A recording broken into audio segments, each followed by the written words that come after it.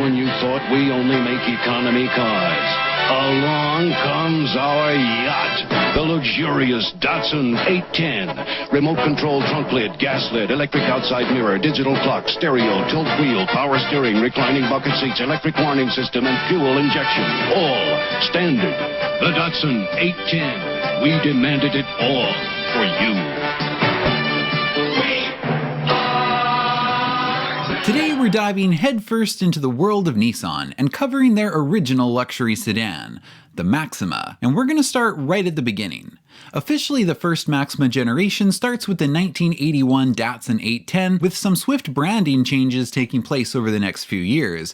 But that's not the first 810. The original Datsun 810, built off the Japanese Nissan 910 series Bluebird, came to North America in 1977, so I think we should start there.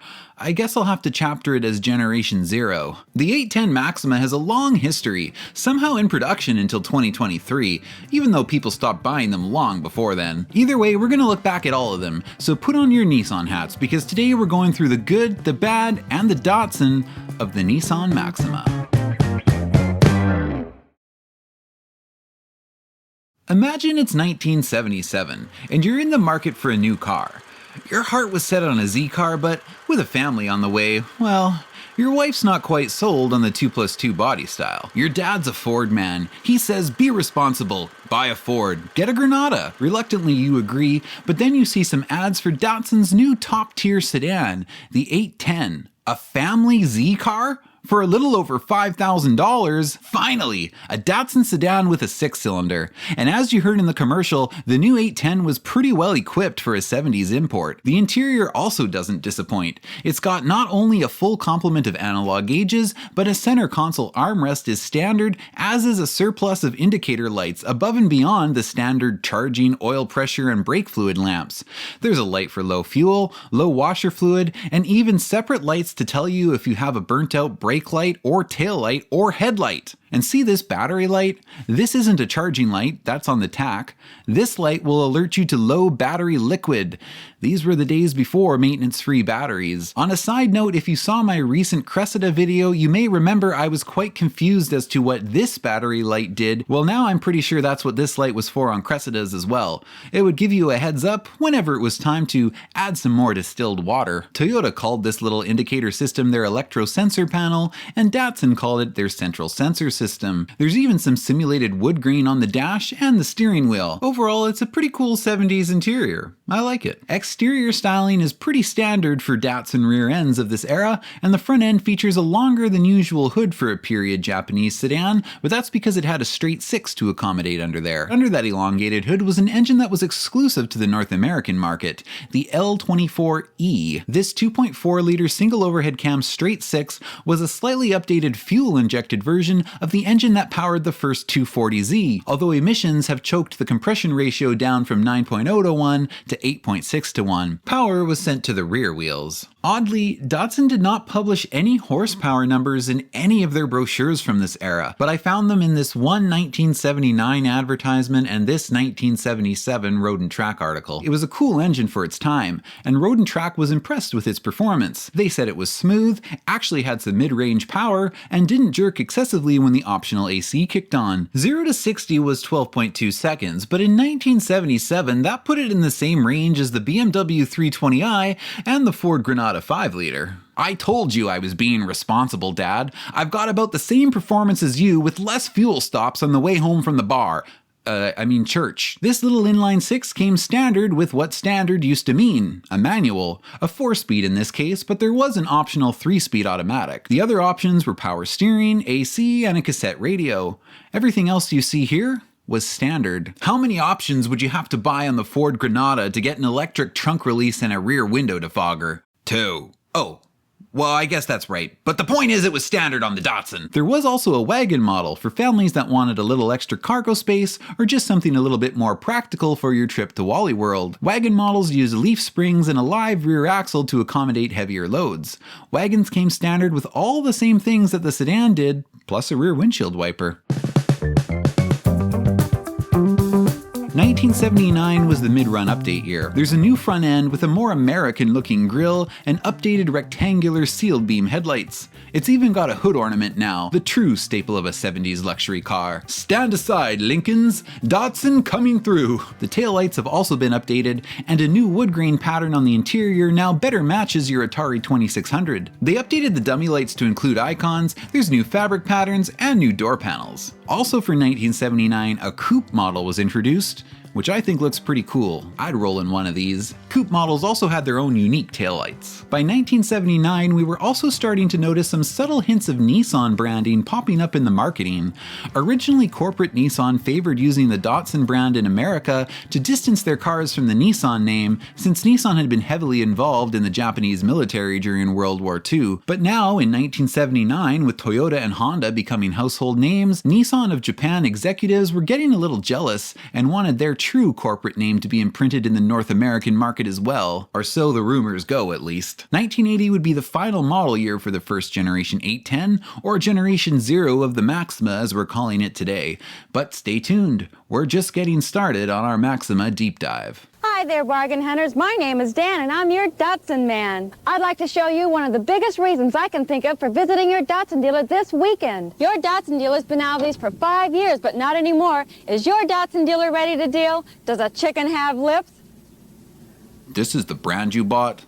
I'm getting worried about you, son.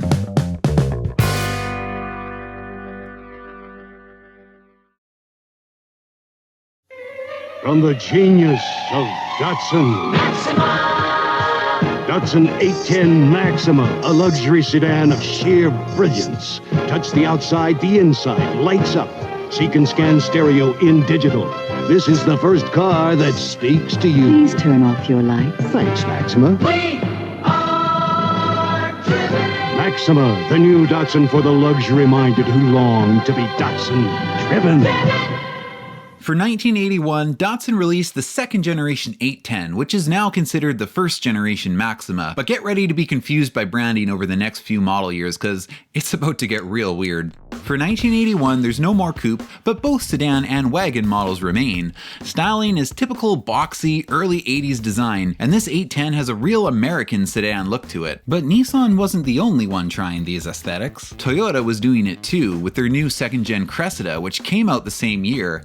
And wow, these two sedans, someone was spying on someone. The new 810, complete with a plethora of right angles and a hood ornament, had an abundance of luxury and would fit right in next to most American sedans too. It might be hard to believe if you weren't around to see it, but this sort of car used to be considered conservative and formal looking, which was very in style in the early 80s. In a move that would make the next few years extra confusing, for 1981, Maxima was a trim. The 810's base trim was known as the Deluxe trim, or the 810 Deluxe, and the upper more luxurious trim was called the 810 Maxima.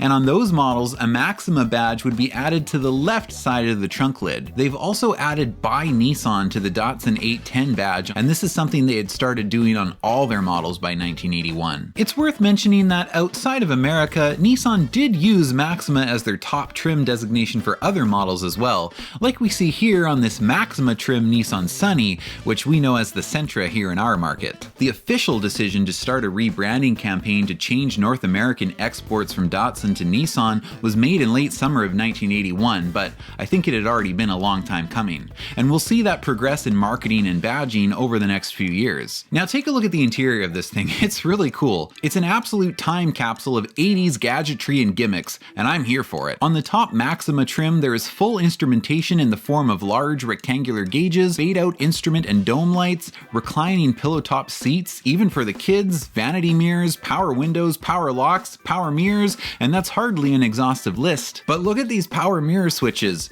There's a separate set of arrows for each side. That is hilariously 80s. They did condense this into one set of arrows with a toggle switch for 1982 though. The 810 Maxima could even speak to you. Please turn off the lights. It was the first car to do so. The LeBaron didn't do that until 1982. Some of the car and driver contributors were quite a fan of this voice, especially Don here. Power is still sent to the rear wheels by the same 2.4 liter, and the official horsepower rating is now 120. I guess they lost a few horsepower from the previous generation, either due to emissions or maybe the testing standards changed. Today, Nissan's press site claims the number was 145, but they probably also say they're 6'4" on their Tinder profile. 810 Deluxe models came standard with a 5-speed manual, similar to the one in the 280, but with different gear ratios. Unfortunately though, in the top Maxima trim, it was a 3-speed auto only. Now I realize that was normal for luxury cars at the time, and in 1981 the Cressida didn't have a manual option at all. Mind you, both of the Car and Driver and Popular Mechanics reviews I read echoed my desire for a manual. But after all, with the 280's independent rear suspension, 4-wheel disc brakes, and a peppy for the time fuel-injected engine, I don't think 3 auto-shifted gears were doing it justice. You think you hate it now, but wait till you drive it. It's also a bit of a shame they didn't just put the 2.8 liter engine in as well. Still, this Datsun was punching way above its class, taking shots at Cadillac, Volvo, Audi, even BMW. Wagon models used a live rear axle again, leaf springs, and drum brakes on the rear. But it too had the Maxima trim with pretty much all of the same features, even the pillow top seats. Both the sedan and wagon also came in a diesel version, which used Nissan's 2.8 liter LD28. This version was available from mid-1981 through the end of 1983. For the 1982 model year, the rebranding campaign was officially underway. They dropped the 810 name, and Maxima was now the model name, not a trim. In fact, there weren't really trims anymore. They removed the base deluxe model, and the diesel was now kind of positioned as the more basic model. So they're all just Datsun Maximas now. By Nissan. Most of the previous Maxima trim features were now standard on the Maxima model, except the metal sunroof, which was optional on 82 sedans, though oddly standard on the wagon. And here's the good news, the auto transmission was an option.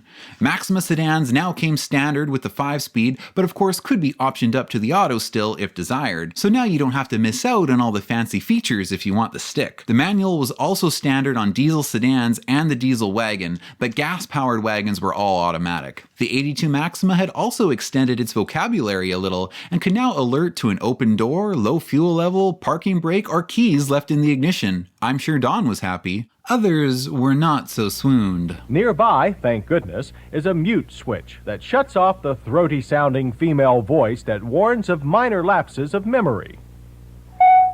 Key is in the ignition. And even if you do manage to shut her up, Look at all the star transitions. It's literally like every cut. I can definitely tell this is very early Motor Week.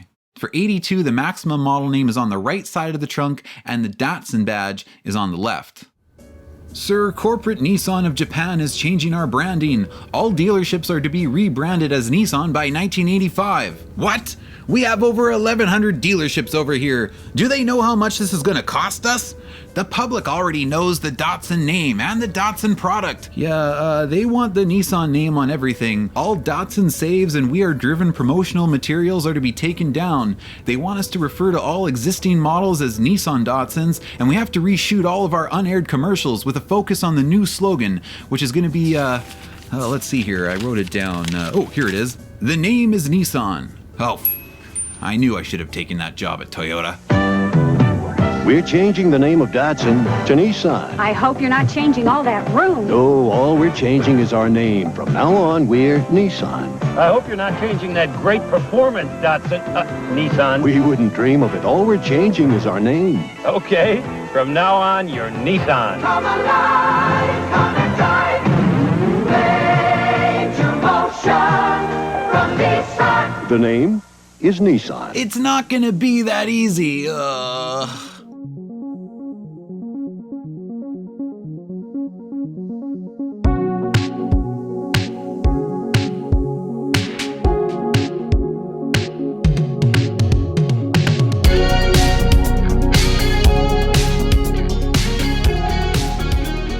1983 was the mid-model refresh. There's a new egg crate grille and a new hood ornament, which still says Datsun. The 83 badging is the same as 82, but the slightly updated taillights have a thicker chrome trim at the top and don't have the indented line that runs through the center of them like the 81 and 82 lights. Inside, the gauges have been updated with a different font and icons, and there are new door panels as well. There's also now an optional leather interior and an optional digital gauge cluster, probably because the Cressida had it. The 5-speed manual remains standard on the gas sedan, and the auto option is now a new 4-speed. 1983 would have been a confusing year to go to the dealer, since new models introduced for 82 and 83 were pretty much full-on Nissan branded. So you had the Nissan Sentra, the Nissan Pulsar, but then the Datsun 200SX, by Nissan, the Datsun Maxima, by Nissan, the Nissan Stanza, the Datsun 280, by Nissan, and the Datsun Truck, by Nissan. But then, for 1984, the Maxima is now officially the Nissan Maxima. It still says Datsun on the left side of the trunk lid, but it now says Nissan on the grille and the steering wheel, and the hood ornament says Maxima. Sir, financials aren't looking good for 84. We have $50 million worth of unaired Datsun advertisements, and signage renovation costs are going to be upwards of $200 million by 1985. Also, dealers are reporting difficulty in selling off remaining Datsun models. They're afraid the warranty isn't going to be honored. Oh, I knew this would happen. Branding issues aside, I think the 81 to 84 first generation but actually second generation Nissan Datsun 810 Deluxe Maxima is a really cool car. I also love the competing Cressida, so let me know in the comments which one you would choose. See, you're a Datsun dealer. Why would I go to Datsun to buy a Nissan? I don't get it. I wouldn't buy a Nissan anyway. I don't trust a brand without a history. Who knows what they'll do? They might make their transmissions out of rubber bands for all we know. I wanted one of them 810s, but now they're calling it a Maxima, and I'm confused, so I'm just gonna go buy the Toyota instead.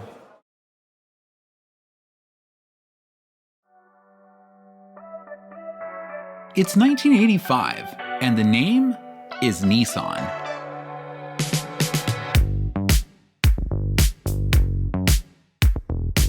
If this new Maxima doesn't sing 1985 like a Bowling for Soup song, I don't know what does.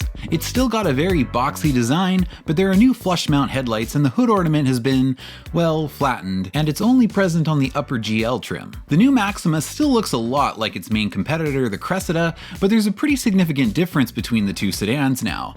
The Maxima now sends its power to the front wheels. Nissan was marketing the new Maxima as a performance-oriented sedan, particularly the SE trim level, which came standard with a 5-speed manual and can be easily recognized by its black grille, mirrors, window trim, and spoiler. The upper GL luxury model had body-colored mirrors, a silver grille, and chrome window trim. Gone finally is the old 240Z based engine, and the Maxima now shares its engine with the new 300ZX. And they leaned heavily on this in the marketing, bringing up the fact that the Maxima shares this engine in just about every ad. Its heart and soul is the fuel-injected overhead cam V6 from our legendary Z car. In the Maxima, of course, this engine has to be turned sideways, and horsepower is rated at 152. As I mentioned, it's paired to a proper 5-speed on the SE sedan and a 4-speed auto on the GL sedan and wagon. Yes, they were still making a wagon for this generation.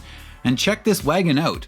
Big windows, amazing vision. Gotta love 80s wagons. This is a damn fine automobile, if you want my honest opinion. Beats the hell out of the sports wagon. Inside, it doesn't get much more 80s than this, with lots of right angles, switches, and silver-faced climate controls and cassette player with graphic equalizer. One thing I do find funny about the interior, and this isn't a Maxima exclusive, Nissan did this with other models as well, is the indicator lights. They're placed in a horizontal line that start at the center of the dash and go well across into the passenger side. It just seems like an odd place for dummy lights. Most of them are more in your passenger's line of sight than yours. But then again, who needs dummy lights anyways? You've got full instrumentation. Even the optional digital dash technically has full instrumentation, but you do have to press buttons to toggle between fuel voltage and temp and oil pressure. In the GL, there are plush, power adjustable cushion top seats similar to what's in the Cressida, and leather upholstery was optional. SE models use very different sport bucket seats with manual adjustment. A sunroof is standard on SE sedans and wagons and optional on the GL sedan. SE models get their own unique steering wheel and have driver adjustable electronic shock damping with soft, normal, or firm settings. MotorWeek was not a fan of this system, however, or the Maxima's handling in general, calling this switch a placebo effect since the SE shares the same spring rates as the GL. Other optional items available to the GL trim was a digital trip computer and automatic climate control. Keyless entry in the form of a coded digital touchpad is standard on the GL, and if you're wondering, yes, this Maxima still talks to you. Lights are on. Key is in the ignition. Right on schedule, the mid-model run refresh comes for the 87 model year, and there's a new front fascia with a narrow, more angled look. The taillights are totally different now, and the GL trim has been renamed to GXE. Horsepower is up slightly to 157, and torque is 168. Inside, both models get new steering wheels, but gauge cluster updates are limited to the TAC. There's a new cassette player and equalizer, and US models now feature the newly mandated annoying motorized shoulder belts. For 1988, the touchpad entry system, previously standard on the GXE, is now part of a new optional electronics package, which also includes the digital cluster and trip computer. Because why give something away for free when you can charge for it, I guess? A new option that could be added with the electronics package was Nissan's new sonar suspension. This system used a sonar sensor mounted under the front bumper to scan the road surface ahead, send that information to a control module, which also monitors inputs from the steering angle sensor, brake switch, fuel system, and vehicle speed sensor, and then tells actuators at each shock damper to adjust between the 3 suspension settings we talked about earlier as it sees fit for best overall ride and performance. Not sure how good it worked, you'll have to let me know if you've driven one of these, but there's no doubt that that's pretty advanced for 1988. But technological innovation is what Nissan was all about in this era. Project 901 had been launched in 1985, which was an initiative aimed at making Nissan #1 in the world by 1990. The focus was on developing advanced technology and improved chassis, engines, and suspension design and quality across all their models. This initiative is responsible for some of Nissan's most iconic vehicles, and there's no doubt in my mind that Nissan made their best cars between 1985 and 1995. Long before my Honda days, this era of Nissan product made me quite the Nissan fanboy, but I could only afford the Sentra. Such an initiative would be very expensive to undertake though, so hopefully it pays off and they don't run out of money. Nissan USA and Canada, as well as many dealerships, were still struggling to recoup the costs incurred from the rebranding campaign. This next generation of Nissan product was going to have some heavy lifting to do. All I'm saying is, Shannon, even if Toyota had a luxury brand, it would never be able to compete with Acura. What do you want, Datsun? The name is Nissan, and I think the clear winner here is Maxima. Left door is open. What was that? My door switch is broken. Oh, I mean, I did that on purpose, to show off the fact that the Maxima can talk. I don't hear either of your cars talking back to you. Not sure I want it to. Can you turn that off? Yeah, I'll just turn the ignition off so it doesn't do that. Anyway, do you guys have full instrumentation? Because I did. Oh, sorry. Forgot to take my keys out. As I was saying, oh, sorry, me again. Left the lights on. Okay, anyway, shouldn't do that anymore. Hey, guys, where did you go? Hondas are so rude.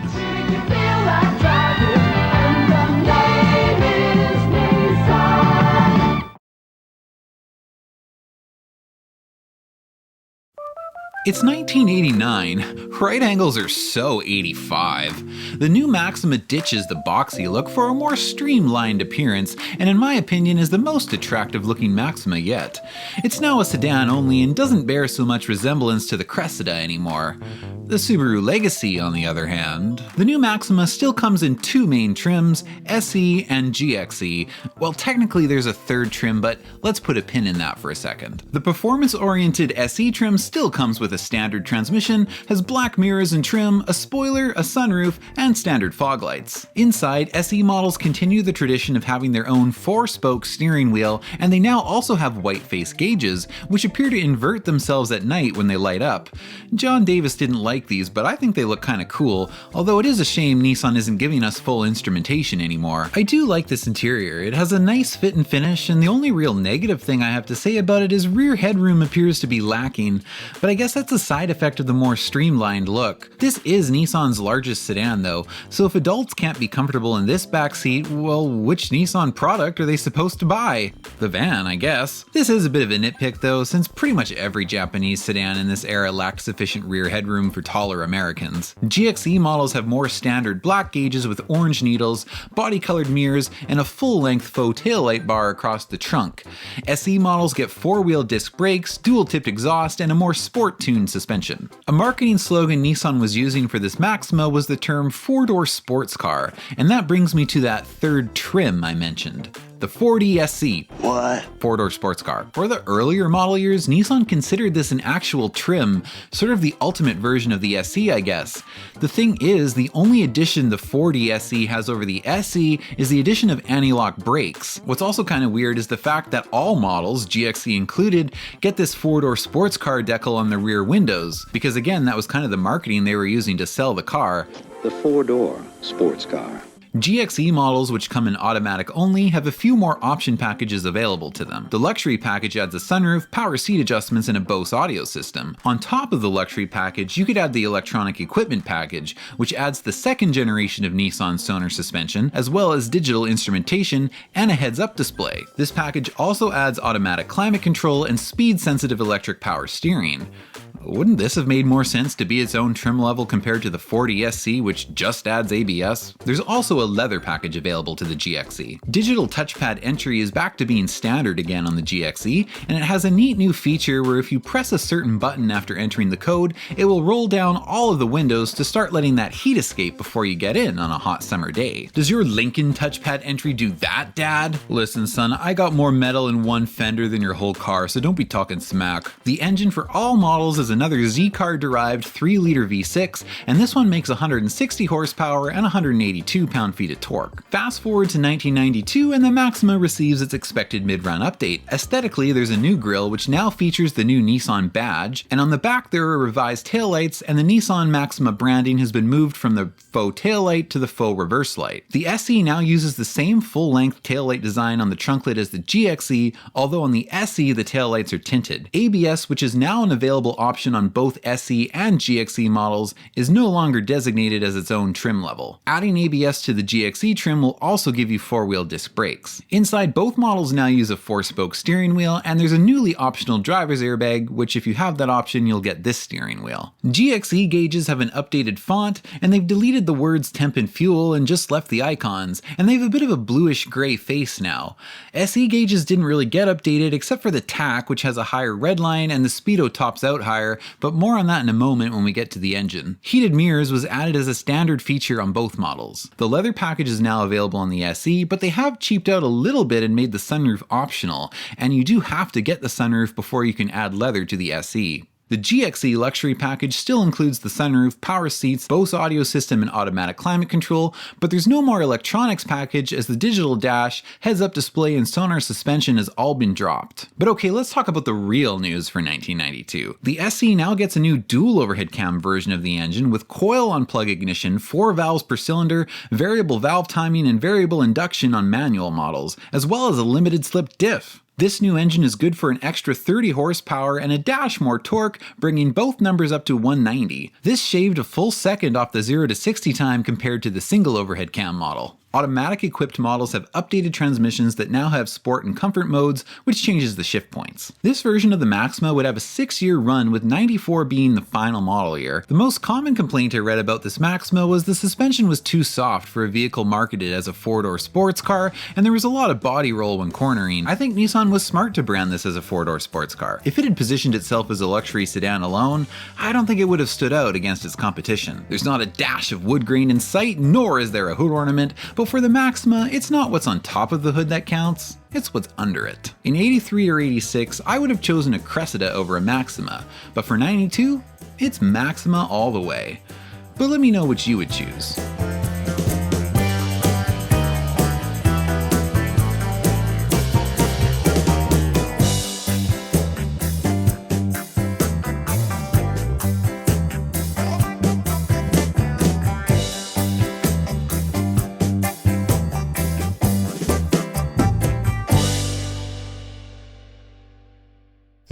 I especially enjoyed that one.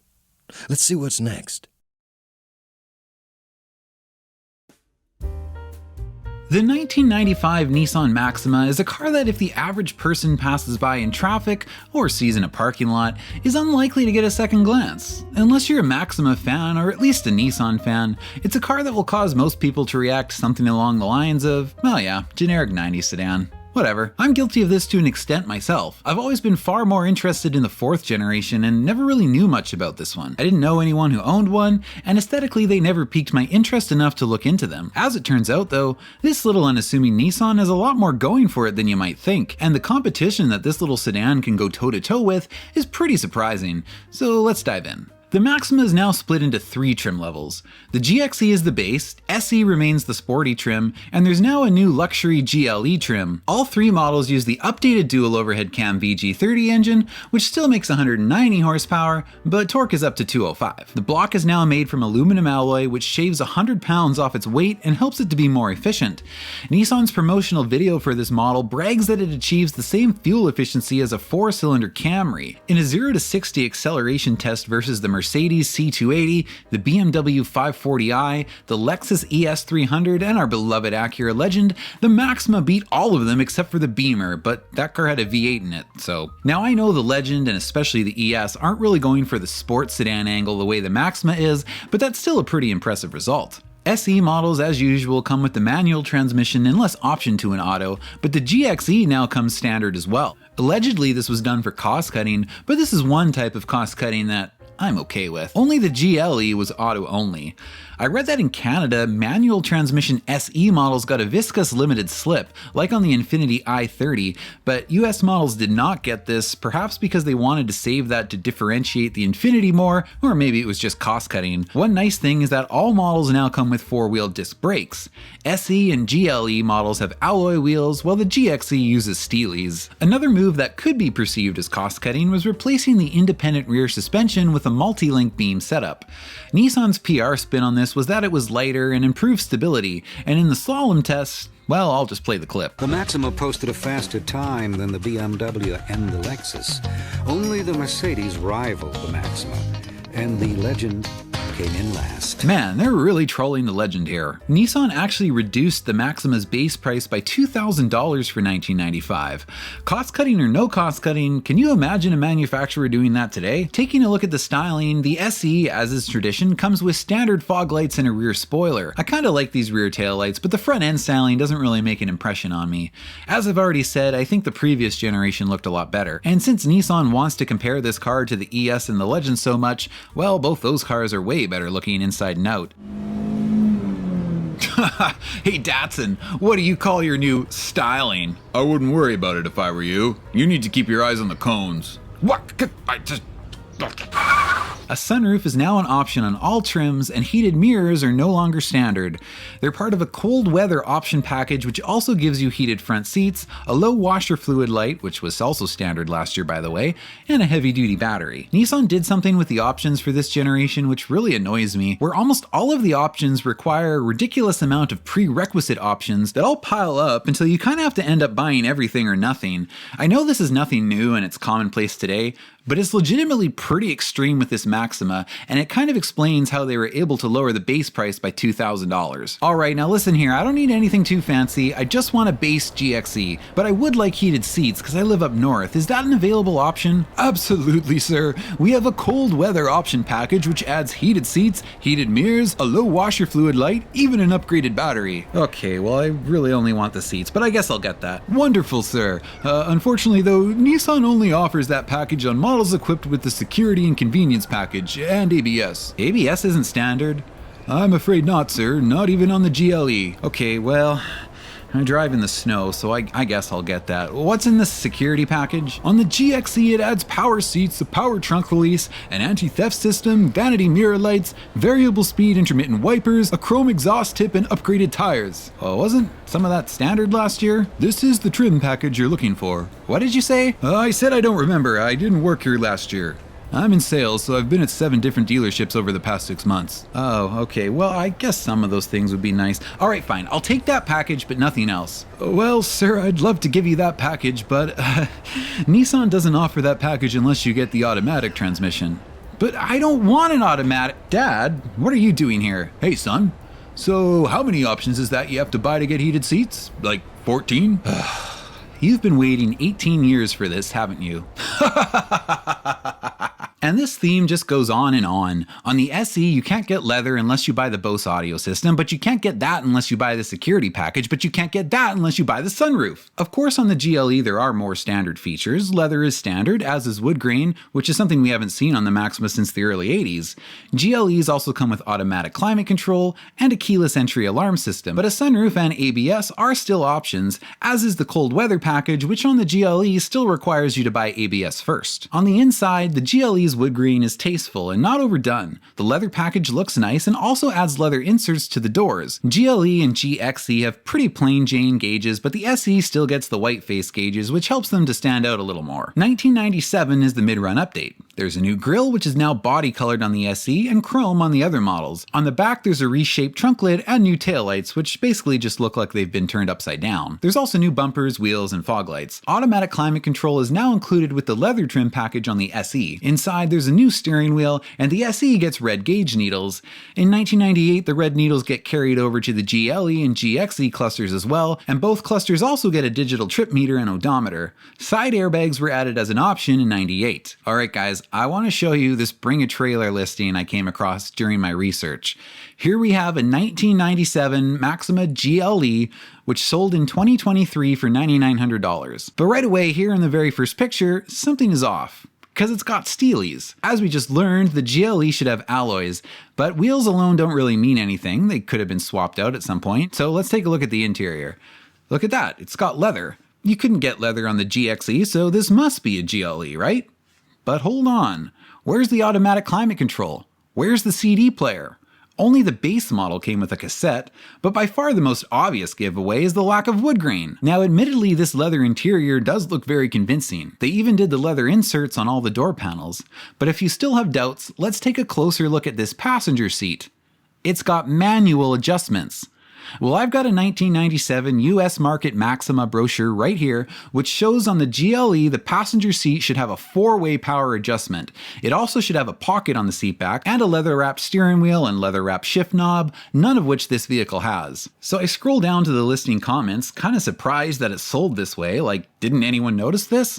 And sure enough, the very first comment says, where are the GLE rims? But then someone says, this cannot be a GLE trim for all of the other reasons that I just listed basically, and a couple of other people start chiming in, and eventually the seller says that Carfax reports this as a GLE, and someone else says they also checked Carfax and got the same result. So that kind of ends the discussion for a while, and people start bidding, and it ends up selling for $9,900. Eventually, someone does point out more reasons why this absolutely cannot be a GLE, and the seller says that maybe this vehicle was special order, which is not a thing for Japanese cars. You can't order them outside of factory spec. And then the seller says, I can only speculate. I guess we will never know the truth. Oh, we're gonna know the truth. Thank you for calling Lee Johnson Nissan of Kirkland. For the sales department, please press 1. For the service department, please press 2. For the parts department, please press 3. If you know your party's extension. Parts, this is Steven. Hey, I've got an old Maxima. I'm trying to figure out what trim it is. If I give you the VIN, will your system show that? Let's see what she says. Go ahead and give me the last 8 of the VIN. Just the last 8? Yep. Okay, Victor Thomas 674.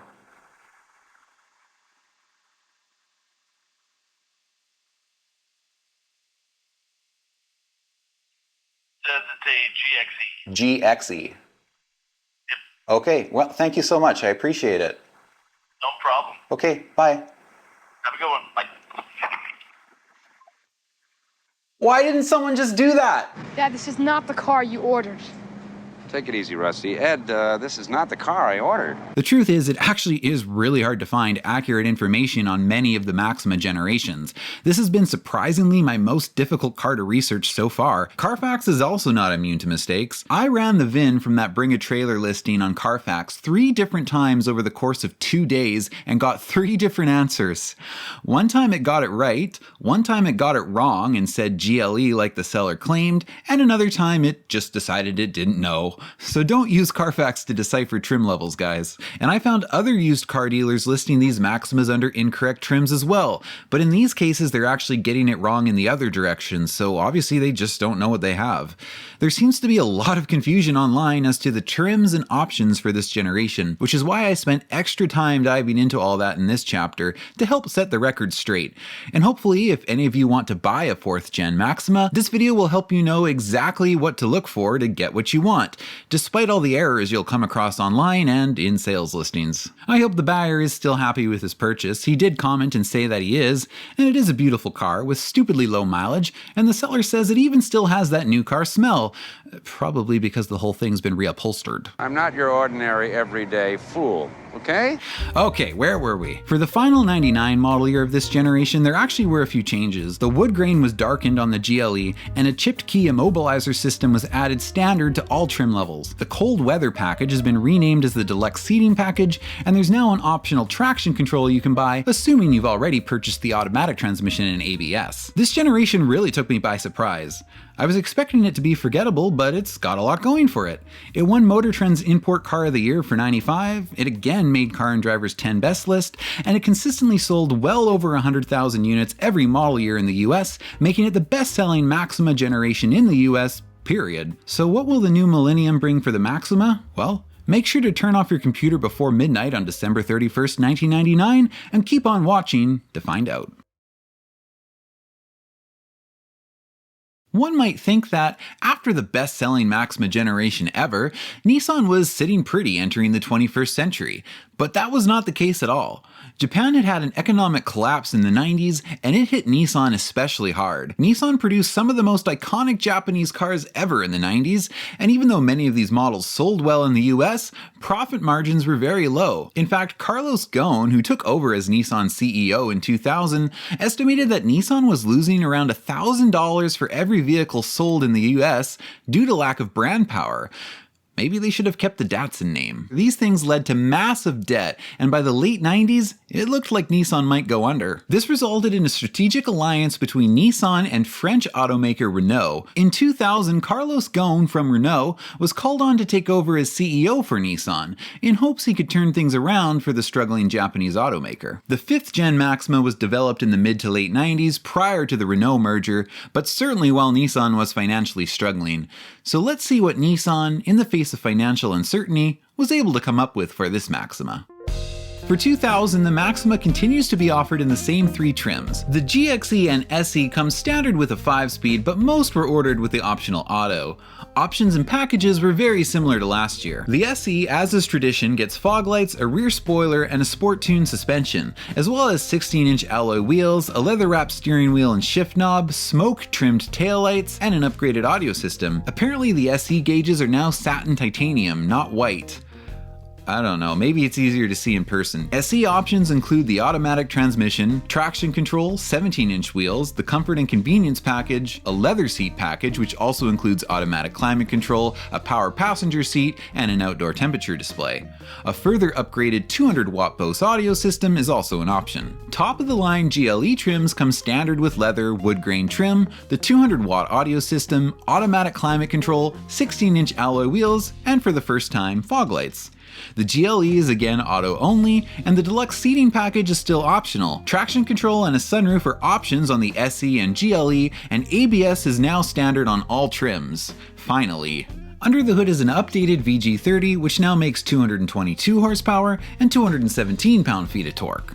By 2000, there aren't a lot of sporty V6 sedans coming with a manual anymore, so the enthusiast in me appreciates you, Nissan, even if you're just doing it because it's cheaper. I do think the new taillights look good, they have a very unique shape to them, and the smoked out ones on the SE help to give that model a more sportier look. Inside, I've said it before and I'll say it again, I tend not to like most early 2000s interiors. They just often seem to be very cheap looking, and this Maxima is no exception, especially on the GXE model. The GLE model does offset this a little bit with its wood grain trim and chrome interior door handles, but this is still my least favorite Maxima interior so far. This Maxima does have better rear seat room though, and headroom, and the rear seats fold down 60-40 split. By the way, here's another Maxima base model being sold as something it's not, spot, this time as an SE with the help of Carfax.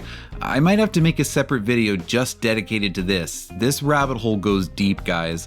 Almost every single 4th and 5th gen Maxima sold through used car lots in the USA are being titled under the wrong trim. It's crazy. 2001 is the 20th anniversary of the SE model, so for 01 there is an SE Anniversary Edition available, which gets a slight horsepower increase of 5, the result of a new exhaust system. The Anniversary SE also gets darkened headlight housings, anniversary badging, front and rear lips, 17-inch wheels, and a limited slip diff. This version also comes with everything in the comfort and convenience package, and inside it gets drilled aluminum pedals, a metal shift knob finisher, and simulated brushed metal interior trim.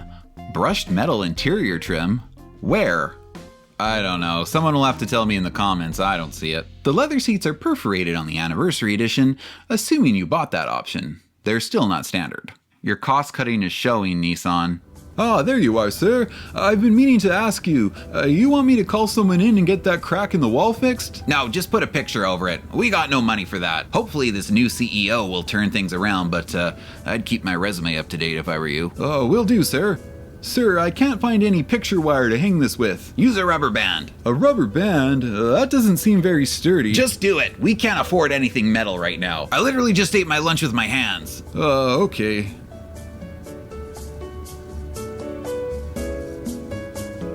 2002 is the update year. There are new headlights with HID xenon bulbs, a new grille and bumper, and the taillights are now trimmed in clear with amber turn signals. SE model lights no longer differ from the other models. There are also standard side sills added, 16-inch wheels on the GXE, and 17-inch wheels on the SE and GLE. Under the hood there's a new 3.5-liter engine which makes 255 horsepower and 246 pound-feet of torque. GXEs now come standard with the auto transmission, and manual SE models get a new 6-speed, which can be combined with an optional helical limited slip. Maximas now have electronic brake distribution and brake assist, which ensures maximum brake force is applied during panic stop situations. 6-speed SE models can now accelerate to 60 in 6 seconds flat. Inside there's a better looking steering wheel, and they've added trim to the speedo and tack for a slightly more premium look. There's also now an outside temp display in the tack. The SE gauges look better too. Well, the tack and speedo do at least. I guess they could only afford the titanium faces on 2 of the gauges now. The fuel and temp gauges don't get it anymore.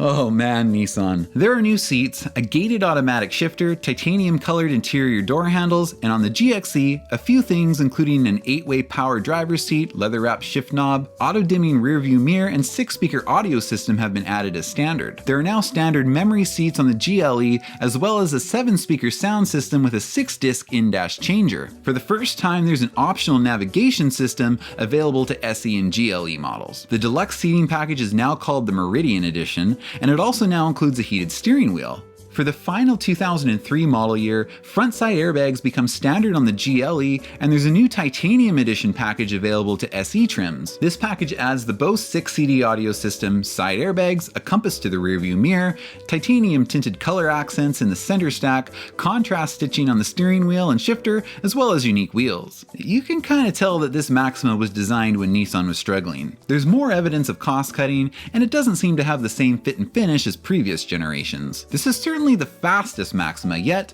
but while the older generations may not have had as much power, to me they had more character. The golden era is over, but with a new CEO, maybe Nissan can still turn things around and this next Maxima will be great. After all, the Infiniti division had a new home run on their hands and... oh, never mind.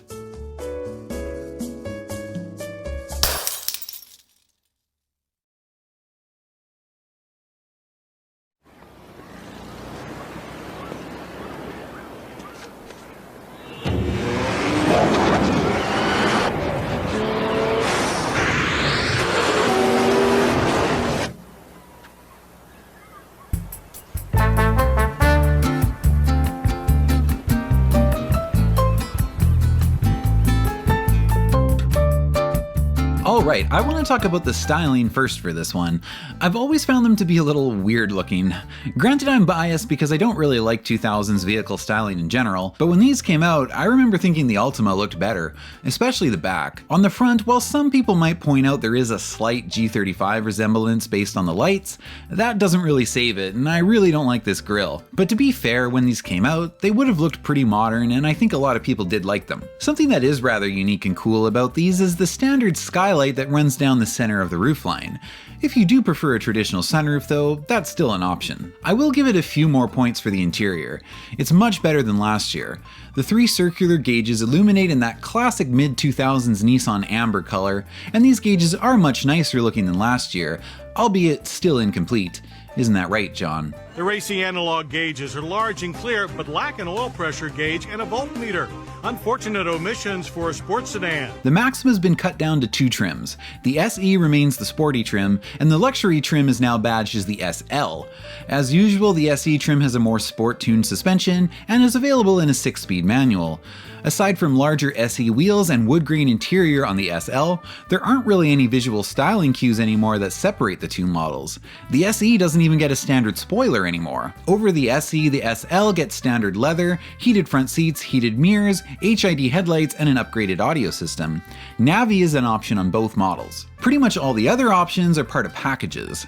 The driver preferred package adds power folding mirrors, driver's seat and steering wheel position memory, and a heated steering wheel. There's a sensory package available to the SE, which gives it heated leather seats, heated mirrors, and a power passenger seat. There's an elite package available to both models, which adds a rear center console, 12-volt power outlet, heated rear bucket seats, and a power rear sunshade. Under the hood, the 3.5 liter now makes 265 horsepower and 255 pound-feet of torque. The 6-speed is only available to the SE, and the auto transmission is a 5-speed. I don't have to utter those dreaded 3 letters quite yet. The refresh comes for 2007, and the new front end ditches that ugly grille, and there are restyled headlights. I think it looks a little better, but very generic. On the back, the SE trim actually gets a standard spoiler again. On the inside, there are new seats, a whole new center stack with new climate and radio controls, additional chrome trim has been added, and there's revised wood grain on the SL. The fuel temp gauge pod has swapped places with the tach, and the gauge font now lights up in white. Option packages are pretty similar. There are a few new things like mirrors that auto tilt down when you shift in reverse, and Bluetooth. The Elite package is now called the Platinum Edition, but Nissan got kinda lazy with the other package names. Aside from the SE Sensory package, the other two are literally just called Option Package 1 and Option Package 2. The engine is unchanged, but the transmission...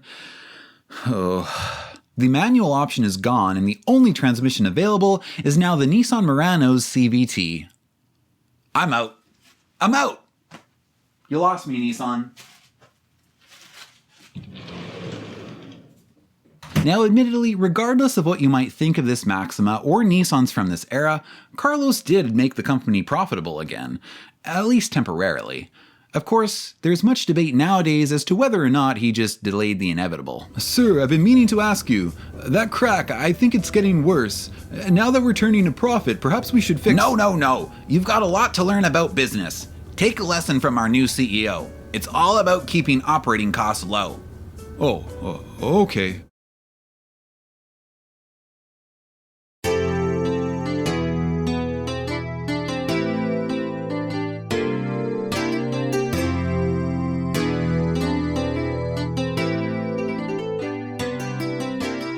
The 2009 Nissan Maxima is frankly a mess.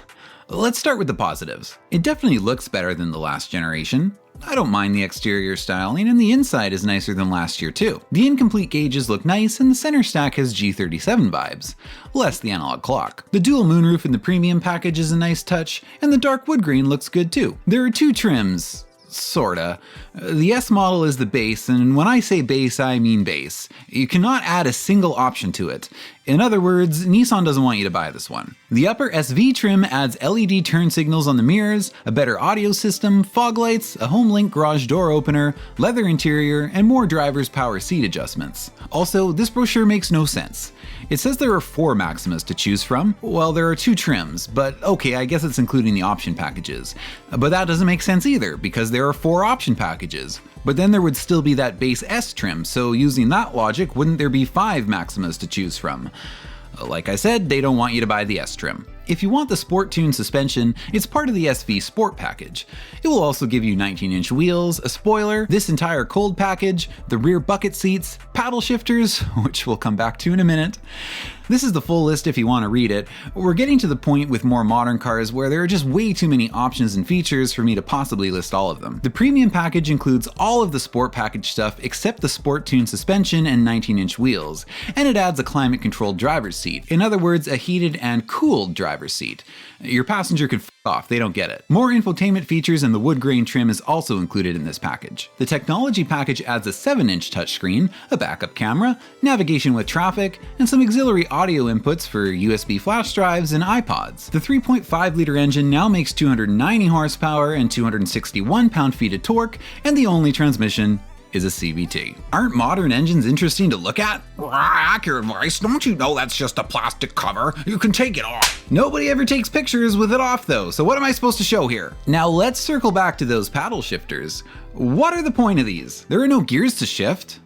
Well, actually, accurate advice, you don't know what you're talking about. They changed the gear ratio and it's very useful for going down a hill in snow. Yes, I know there are uses for manually shifting your CVT, which is why I didn't really say anything about the manual mode with the previous generation CVT. That explains this, but it doesn't explain this.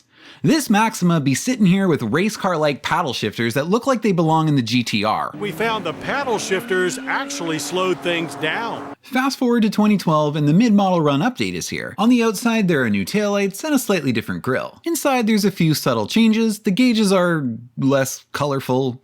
They might have updated the shift knob and steering wheel with contrast stitching, but also maybe that's just what you get with the premium leather option. I don't know, because Nissan doesn't bother to label which trim or option packages they are photographing in their press photos. Nissan has by far the worst press site I've ever used. Many of the pictures are unusable because it looks like they took them with a 2008 flip phone, and the information isn't even accurate sometimes. They did also add some ambient lighting to the 2012 interior. Nissan actually calls it mood lighting, but that's pointless because no one is getting laid in one of these Maximas. At least you can add something to the base model now though. There's a limited edition package that includes a spoiler, a compass, metallic trim, a darker grille, smoked headlamp housings with HID bulbs, 18-inch wheels, and fog lights. The tech package doesn't give you the touchscreen, backup camera, USB or iPod inputs anymore. You'll have to buy the monitor package for that. But don't worry, the tech package does give you restaurant reviews. In 2013, the option packages change around again. I'm not going to go through all of this, that would be a very boring video. You can pause here and read through all of this if you want, but I can tell you that they've gone back to not allowing you to add any options to the base model, not even the quote-unquote value package, and it's still out of budget for a cooled passenger seat. The final 2014 model year brings more option package changes. They brought back the limited edition package for the base model. It includes the same things it did in 2012, but they had to take it away for a while so it would be limited. There was actually no 2015 model year for the Maxima. The 2014 model had an extended run and was available well into 2015 if anyone wanted it, which surprisingly over 40,000 people in the US did. According to a bunch of old comments under the 2009 Maxima Motor Week video on YouTube, some people actually did really like these. Am I in the minority here? You guys will have to tell me in the What? Someone says this Maxima pisses all over the G35 coupe from a great height. Oh, as a former G35 coupe owner, I am appalled.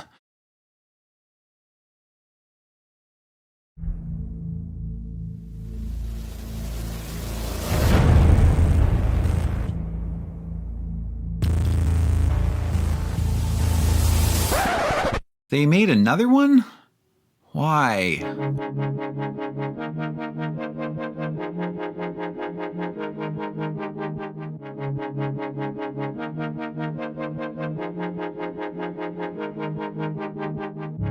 Nissan calls this styling their V-Motion front end, with signature boomerang lights.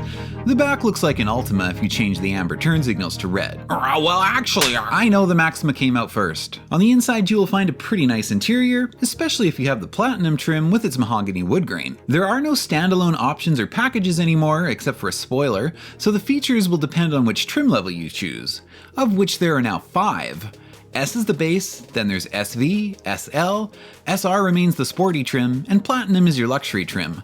I will not be going through all of this, but I will point out some highlights. SR and Platinum models get heated and cooled seats, and that luxury is finally extended to your passenger as well, if anyone actually wants to ride with you in one of these things. As if. SL and above trims get a bunch of driver's aid features, including forward emergency braking, which work with varying degrees of reliability.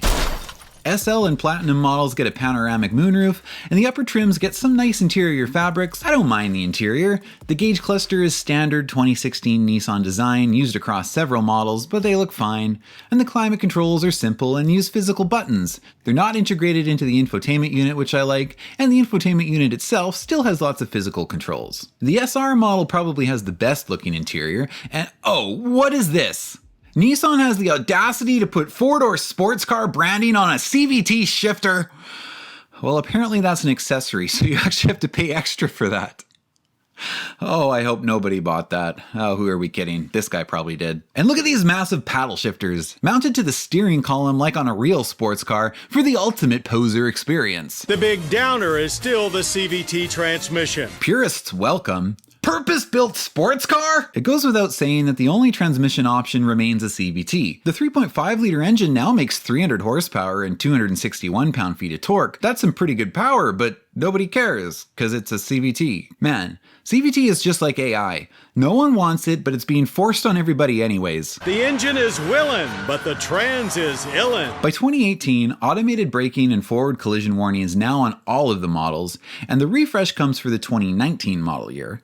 There's a new front bumper and fog lights, LED headlights are now standard, and there are new taillights and a new rear bumper. There's a new rear door alert feature.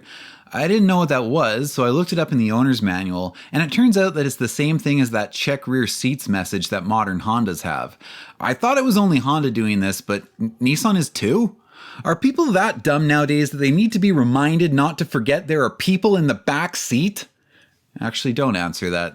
The answer is depressing. Interior revisions are minor, but there are some more interesting new colors and some cool patterns and stitching, though most of these are reserved for a new Platinum Reserve trim. Yeah, there are now 6 trim levels. Why don't they focus on making one Maxima that someone actually wants to buy? 2020 brings minor trim level changes, mostly just adding a few more safety features as standard, but by 2020, Maxima sales had fallen dramatically. Now, we all know what happened in 2020, everyone's sales were down, but Nissan was hit especially hard. In 2018, Nissan's former savior, Carlos, was fired and arrested for allegedly underreporting his income and mismanaging company assets. I have no idea if that's true or if Nissan executives just wanted to force him out, but I bring it up because now in 2025, you have a situation where Nissan is tanking again, and current Nissan executives either blame Carlos or each other for the company's downturn. Maybe they should focus on making better cars. Good morning, sir. Where are you going? To the unemployment office. Mass layoffs. Dealerships all over the country are shutting down. By the way, you might want to do something about that wall. Looks like the whole damn building's about to collapse. Oh, okay, I'll go find another picture. Maxima sales would limp along for a few more years. In 2021, they cut the trims down to just 4, SV, SR, Platinum, and a new 40th anniversary edition which takes over as the top model. The 40th anniversary model brings back white face gauges. Yay. For 2023, Nissan updated the badging with their new logo, no one bought them, and the Maxima was finally laid to rest.